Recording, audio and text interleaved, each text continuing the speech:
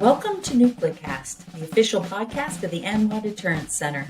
Each week, we bring you leading experts for a lively discussion on topics related to strategic nuclear deterrence. Our host is Dr. Adam Lowther, Director of Strategic Programs at the National Strategic Research Institute. The views of the hosts and the guests are their own.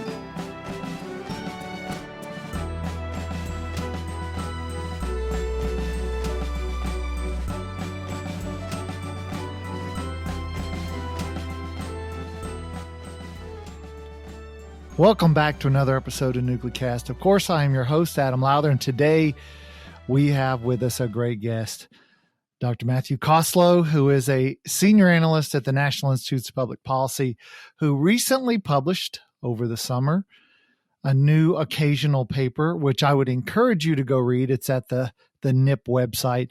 It's called Restraints at the Nuclear Brink, Factors in Keeping War Limited.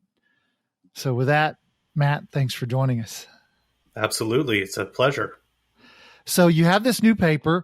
Could you tell the listeners, give us a sort of a synopsis of your main arguments?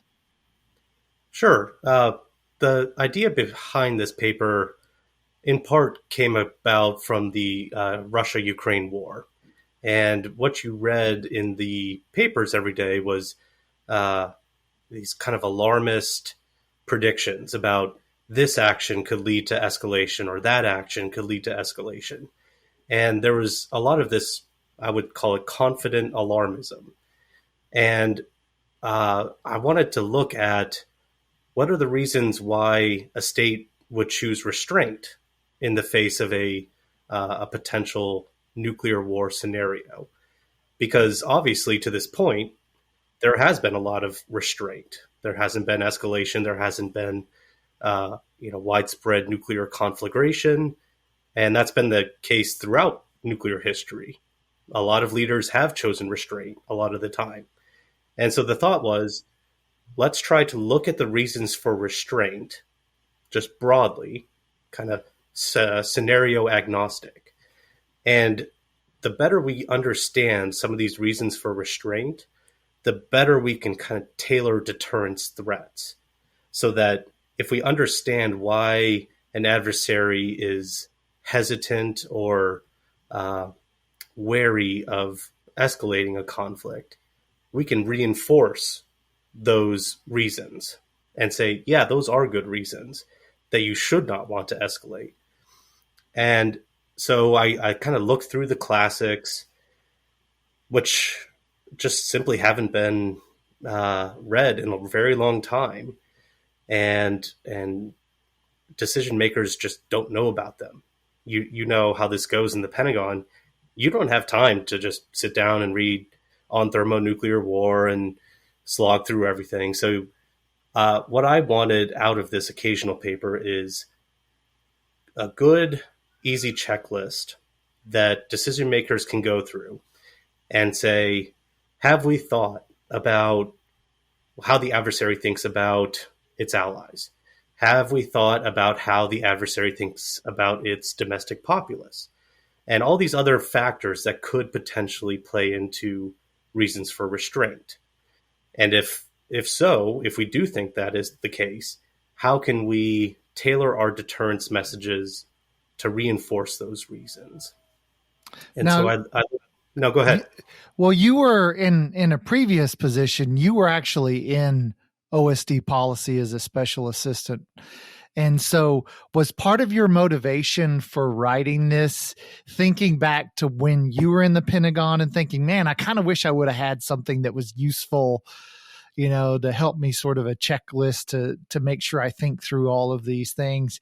Was that part of it? Or had you actually read the best-selling book, The Checklist Manifesto, which I read and, by the way, loved, and a book about the usefulness of checklists was enthralling. It was actually a really good book for those who haven't read it. So was it your love of the Checklist Manifesto or your experience in OSD that sort of drove you to want to write this? So I haven't read the Checklist Manifesto, but now I think I should. Yeah, no, it was my experience. And one of the things that really struck me about that experience, and then I read Richard Smoke's book, his classic War on Controlling Escalation. And one thing that really stuck out was a lot of uh, a lot of the necessary intelligence that you would need in a scenario where nuclear war is a real possibility. A lot of that intelligence has typically been there. Stuff that could help you discern the adversary's motivations, their goals, their capabilities. And, Richard Smoke looks at the pre-nuclear age. But it's all still there, right? Um, a lot of intelligence analysts had the information, but the political leaders just didn't know to ask it. And that's what I wanted. This little, it turned out to be 120 some pages, but at the very end in the appendix is the 2-page kind of checklist that says, hey, let's look at these things. And one of the best things about the Pentagon was you get daily intelligence updates. And we had an intelligence officer embedded in our office. And I kind of wish I had that list at that point and I could just kind of hand it to him and say, what products do we have on these 17 factors, essentially? Yeah. And so if you could go through for the listeners sort of your main points. I mean, what were the key takeaways? What are the things as we take, you had a chapter on limited war and on some of these sort of key topics that as we think through the Ukraine and what's going on, and then as we think to the future about potential conflict with Taiwan, what might be relevant to both these, the ongoing conflict and what may come in the future? Sure. So one of the main findings was actually how I was surprised by this at the end after I come up with kind of listed all these factors is I was surprised how many factors related to external countries that aren't necessarily party to the conflict. So Russia, for instance, they have to worry about what China thinks if they go nuclear. And Russia has to worry about what Iran thinks if they go nuclear. And we, of course, have to think about what NATO thinks should we go nuclear, right? And so there's a lot of external factors, and I think that's that's probably a check on the side of it's good for the U.S. to maintain a network of allies because it complicates the deterrence calculus for the adversary. Not only do they have to consider our decision calculus, but they have to consider the decision calculus of each other separate country that could enter the conflict. And this was, again, another point of Richard Smoke's was that whatever you do in the war, you don't want to trip up and activate a latent vital interest in another state because suddenly you've changed the security calculus for another state. Another important factor I thought was this kind of goes to a Colin Gray maxim, which is a war should be fought in such a way that it doesn't preclude the possibility of peace. If the ultimate goal of the conflict is to achieve your political objectives, the way you conduct that conflict should not be disproportionate to those political objectives. And so, like we found this in a study earlier this year with NIP, is in a Taiwan scenario, China may be tempted to go nuclear for some reason. They're failing conventionally. They think it would have good coercive effect.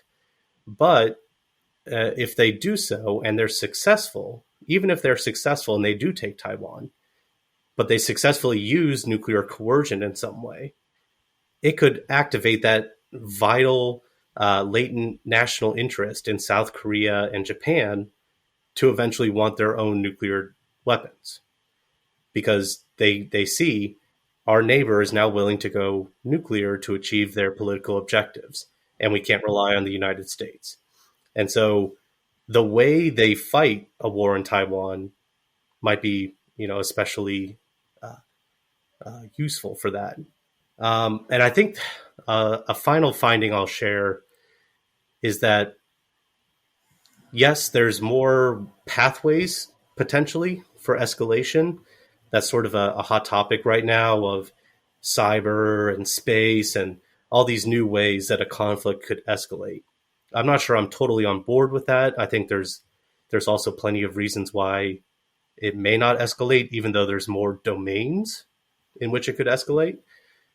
But one of the findings is, since there are more ways that a conflict could escalate just from a pure domains perspective, it behooves the United States to have a diverse array of military capabilities that can be applied flexibly, adaptably throughout a conflict, from peace all the way through nuclear war, to accomplish U.S. objectives. And the worst thing that can happen is you're stuck in a nuclear war and you didn't have the flexibility you wanted. You can't terminate it on a favorable political course because you don't have the right weapons to do it, or it's not a credible threat. So that's one of the major findings I think that's important for readers. So is your premise that having nothing but strategic nuclear weapons might not be the best approach? Is that what you're saying? Yeah, radical, I know. Minimum deterrence, nuts. Not so good. Wow. I mean, I've not read that in the Bulletin of the Atomic Scientist. So that's a new idea. Wow. Who would have ever thunk? It's one of the, this is a little side topic, but it's one of the things that I think we really should push back more on is anytime you mention needing diverse capabilities for diverse political motivations and diverse scenarios, you're painted as a nuclear warfighter. But if your theory of deterrence involves any single limited strike in any form, even if it's just one, congratulations, you will now have a nuclear warfighting strategy. So we shouldn't let critics get to set the tone and say, well, I'm not a nuclear warfighter. Well, unless you are proposing a massive first strike in which the other side can't even fight, you are a nuclear warfighter. It's silly that these labels get tossed around and people don't even recognize the implications. Well, to me, you bring up a good topic, and it's one of the things that, makes me want to pull my hair out, is just this idea that nuclear weapons exist to deter other nuclear weapons, and that's it. And my premise is, well, if you have that view, you make them ineffective.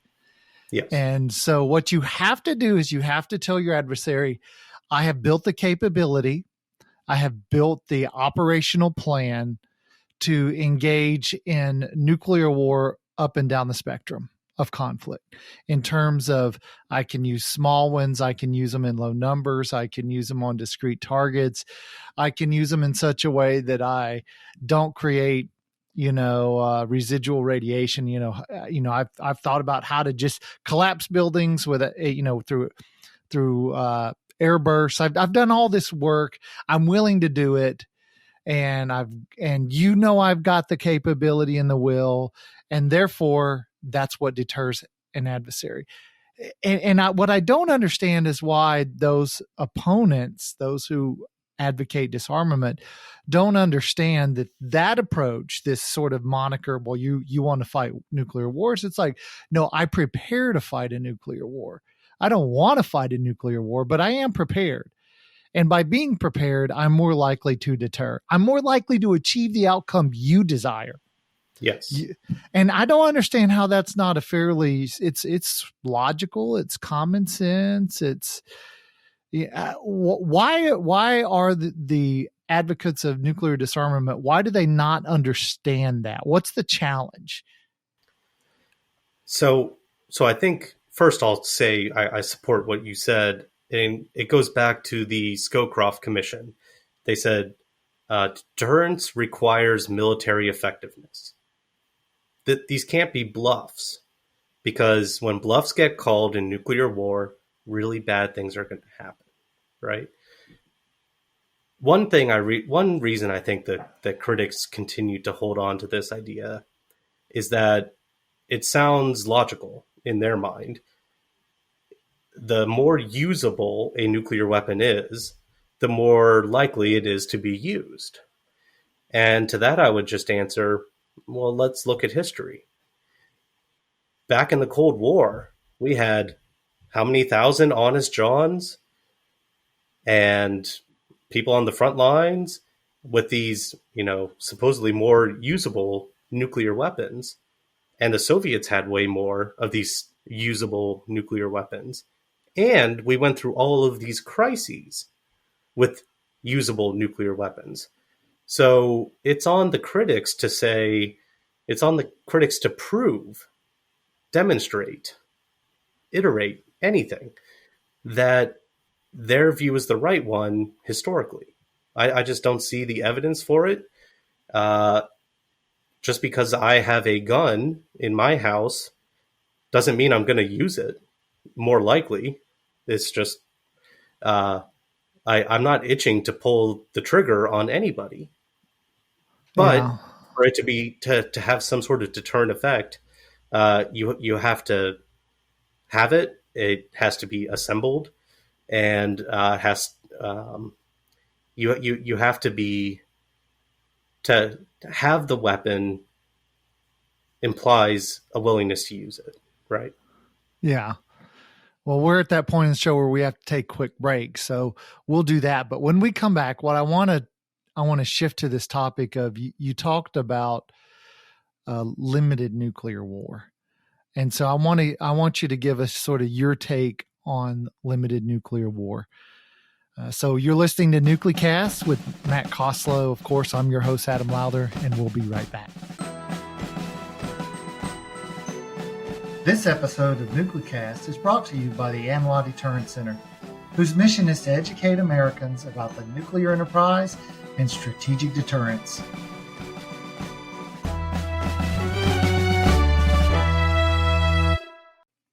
And we're back, and we're talking to Matt Costlow. And before the break, I asked Matt to give me his view of limited nuclear war. So how do you see that working? How do you see that potentially playing out? So one of the things I make sure to mention is that this paper that I wrote about nuclear restraints, it assumes that we have the operational capabilities to actually choose restraint. It assumes we have the NC3 that's needed to do it. It assumes that we have nuclear war plans that are responsive to the political objectives. So I want to state up front that I'm not assuming that in every case everything is going to work out perfectly. Only to acknowledge that, hey, look, the scope of the paper was just about these theoretical scenarios. So one of the chapters I wrote was on the possibility of can nuclear war stay limited, and it's been one of the most debated nuclear policy topics in the field, really. And I looked back, wanted to see what U.S. leaders have said previously about this. Right. And, there's a range. There's the James Schlesinger types who say, yeah, I think nuclear war could stay limited. Henry Kissinger said the same. I don't think the Soviets have a unbridled appetite for escalation. Harold Brown was a little more circumspect. He thought the likelihood, which is important, likelihood of limiting nuclear war is not that great, but it's the U.S. duty to try. And he took that very seriously, even if he had doubts about its effectiveness or potential effectiveness. He thought we should try, we should have the capabilities that would enable such a limitation. And then Cap Weinberger, Reagan's Secretary of Defense, kind of shifted back towards the James Schlesinger model. He thought that we can limit nuclear war potentially, and that we needed the capabilities and the threats to appear credible to do so. And I wanted to see if how U.S. leaders and apparently Russian and Chinese leaders, because their doctrines and their forces certainly make it appear that they think nuclear war can stay limited in some fashion. I wanted to see if that accorded with the great theorists, right? Thomas Schelling, Herman Kahn, Robert Jervis, Colin Gray. And I found in all of their works, despite their vastly different views on these subjects, they all agreed that there were rational reasons why nuclear war could stay limited because political leaders have that option. And so one thing, the I guess major punchline of this is there's basically three reasons, or three factors necessary but not necessarily sufficient that nuclear war could stay limited. First factor is both sides have to believe that nuclear war can stay limited, just as a possibility. Second, both sides have to want nuclear war to stay limited. Once both sides think it can stay limited and should stay limited, both sides have to basically see some action. They have to see some evidence that the other side believes that. There has to be some sort of demonstration. There has to be some sort of belief that the other side thinks in somewhat the same way. Once you have all three of those factors, nuclear war could very well stay limited. Again, assuming that the capabilities for like NC3 and political control over your forces are still there. And so part of this paper basically says, look, there's very significant political reasons why restraint might be the best choice in a whole host of scenarios. This paper is not predictive. It doesn't say in all scenarios nuclear war certainly will stay limited. No one can say that credibly. But it does say that we need to think about these things systematically and do it before there's a real chance of nuclear conflict, because the worst thing you want to do is be stuck in the Pentagon or the White House trying to figure these things out, saying, I wish I had thought more about this. Yeah, it's a good point. You know, a handful of years ago, Joe Williams and myself wrote an article, I think it was in the National Interest. And what we did is we looked at the classified degree war games and some Air Force Title 10 war games. And then we sort of wrote a lessons learned, an unclassified lessons learned article about what do you know about communicating in the midst of a nuclear conflict based on, these war games, because we had run a handful of them at the time. And so we were like, what are the lessons learned? And one of the things that we learned, and this sort of goes to your point about limited nuclear wars, that we learned that communicating in the midst of conflict is very challenging. And that would be one of the, sort of one of the challenges, is that as you try to message a potential adversary, and because, inevitably, the red or blue team will do some action for the sake of messaging. And because of the uncertain, the fog and friction of war that Clausewitz talks about, that message is often lost. Right. But it seems pretty clear, at least to me, that, if you're using low yield weapons or ultra low yield weapons, and you're using them, for example, I've written a handful of articles on how do you use low yield weapons without creating a lot of residual radiation. How can you blow stuff up or conduct demonstration strikes in such a way that you either message, you hit a target, but you don't create, irradiated areas that, are this sort of horror show that we're led to believe all nuclear war must inherently be. And so, and the part of the premise was that nuclear weapons are actually quite usable, and that they're not necessarily this societal ending thing, and that the Russians and Chinese, they understand the weapons effects just like we do. And so therefore they understand how to operationally use nuclear weapons for limited purposes. And so we better stop, having our head in the sand in terms of thinking that this is a possibility. So that sort of leads me to my next question, which is, how well, you were a former defense official, how well do you think, as we move from administration to administration, the appointees come and go, but there's that consistent staff that stays. Right. Do you think that they fundamentally understand, how you can use this sort of wide swath of options that you have for using nuclear weapons? Is that well understood? And is it well discussed such that we don't talk about it in the public, but at least in the Pentagon, we're talking about, hey, here's what the Chinese and the Russians might do, and here's how they might do it. Is that going on? It depends on the office, honestly. The Joint Staff, very well versed in this stuff. Stratcom, very well versed in this. OSD policy, somewhat. I'd say there's some good understanding of the fundamentals of deterrence, but it's sort of been a symptom of the Cold War.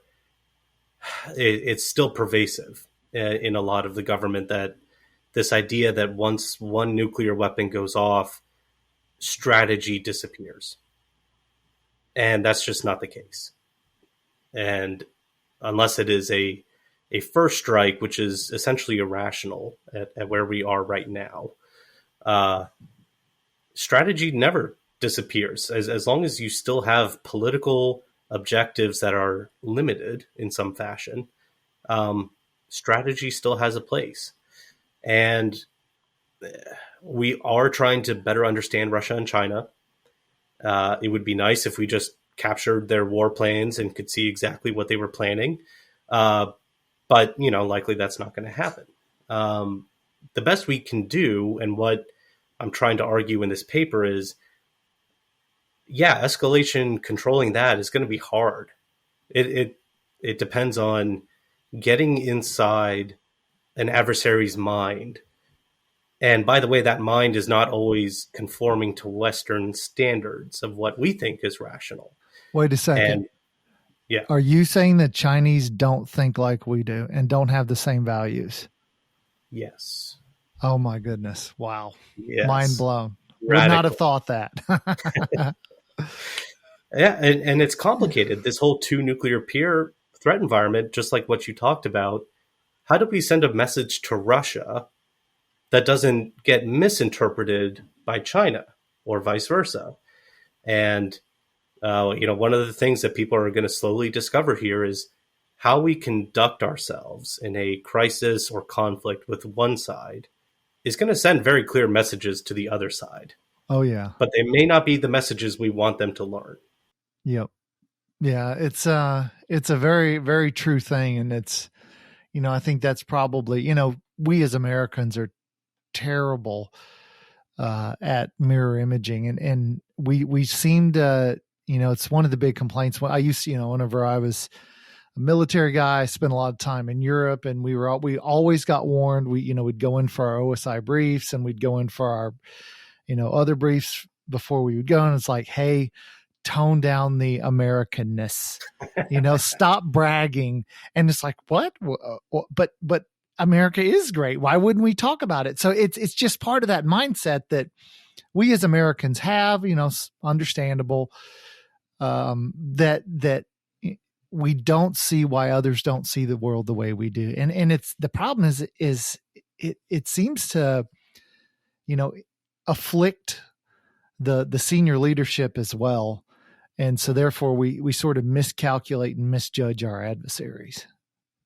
Absolutely. This goes back to book called Strategy and Ethnocentrism by Ken Booth.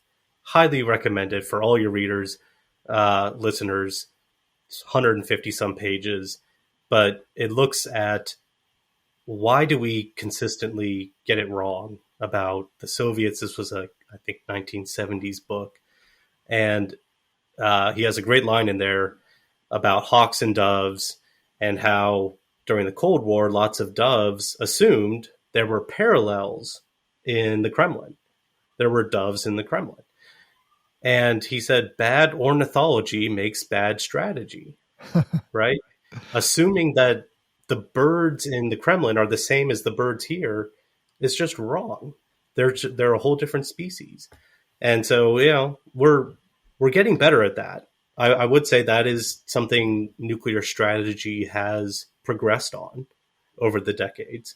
It's now become mainstream to talk about tailoring deterrence. Yeah. And how a threat against Russia doesn't always translate to a threat against China in the same credible way. So how can we lean into that in the future? We need more anthropologists in the field. We need more sociologists. We need more psychologists. We need all of those people with regional experience. So, it's great for you and me to discuss the finer points of nuclear policy. But one of the ways we're really going to advance tailoring is by reaching out to people that are a bit outside the political science writ large field. Yeah. Now, before we end the show, I want to bring out Bob, my genie that I picked up in the desert. And I'm going to rub my little lamp.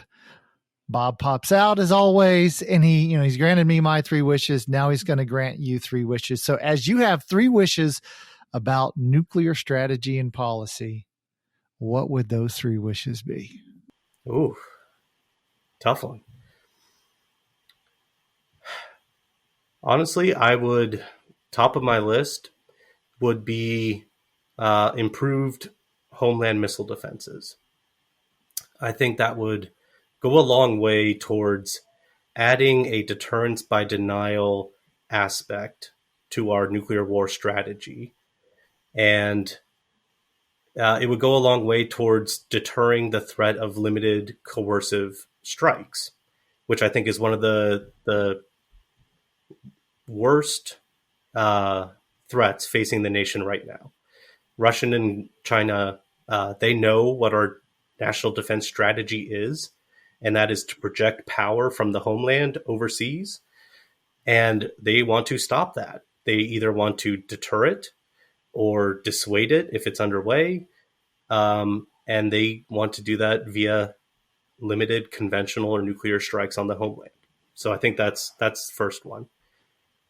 Second, I think, is a more diverse nuclear arsenal. It doesn't have to be nuclear landmines or a status 6 torpedo or anything like that. I'm not interested in going system for system with the Russians. We don't need that. I think what we need is a survivable nuclear force that can stand against 2 peer threats, withstand a first strike, and still present a credible threat to the second. I don't want the possibility of catalytic nuclear war to become real. So I think a more survivable deterrent, that's probably going to be Slickum. But I don't want to put all my eggs in the sea-based basket, as it were. Yeah. I'd like to explore a little bit more some Glickum options or, Pershing 2.0 sort of things.